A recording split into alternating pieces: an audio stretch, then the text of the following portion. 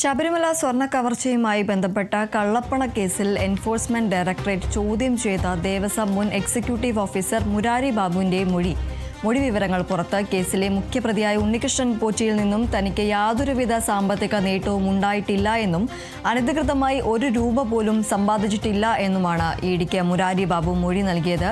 സ്വത്തുക്കളുമായി ബന്ധപ്പെട്ട് എന്ത് രേഖകളും ഹാജരാക്കാൻ തയ്യാറാണെന്നും ഉദ്യോഗസ്ഥരെ അറിയിച്ചു.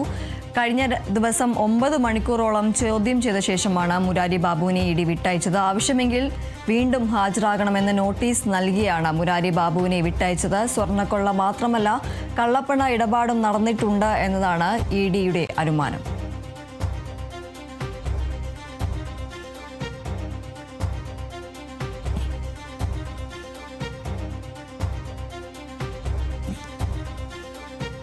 ശബരിമല സ്വർണ്ണ കവർച്ചയുമായി ബന്ധപ്പെട്ട കള്ളപ്പണ കേസിൽ എൻഫോഴ്സ്മെന്റ് ഡയറക്ടറേറ്റ് ചോദ്യം ചെയ്ത ദേവസ്വം മുൻ എക്സിക്യൂട്ടീവ് ഓഫീസറായ മുരാരി ബാബുവിന്റെ മൊഴി വിവരങ്ങളാണ് പുറത്തു വന്നിരിക്കുന്നത്. കേസിലെ മുഖ്യപ്രതിയായ ഉണ്ണികൃഷ്ണൻ പോറ്റിയിൽ നിന്നും തനിക്ക് യാതൊരുവിധ സാമ്പത്തിക നേട്ടവും ഉണ്ടായിട്ടില്ല എന്നും അനധികൃതമായി ₹1 പോലും സമ്പാദിച്ചിട്ടില്ല എന്നുമാണ് ഇഡിക്ക് മുരാരി ബാബു മൊഴി നൽകിയിരിക്കുന്നത്. സ്വത്തുക്കളുമായി ബന്ധപ്പെട്ട് എന്ത് രേഖകളും ഹാജരാക്കാൻ തയ്യാറാണെന്നും ഉദ്യോഗസ്ഥരെ മുരാരി ബാബു അറിയിക്കുകയുണ്ടായി. കഴിഞ്ഞ ദിവസം 9 മണിക്കൂറോളം ചോദ്യം ചെയ്ത ശേഷമാണ് മുരാരി ബാബുവിനെ ഇഡി വിട്ടയച്ചത്. ആവശ്യമെങ്കിൽ വീണ്ടും ഹാജരാകണമെന്ന നോട്ടീസ് നൽകിയാണ് മുരാരി ബാബുവിനെ വിട്ടയച്ചിരിക്കുന്നത്. സ്വർണ്ണക്കൊള്ള മാത്രമല്ല, കള്ളപ്പണ ഇടപാടും നടന്നിട്ടുണ്ട് എന്നതാണ് ഇഡിയുടെ അനുമാനം.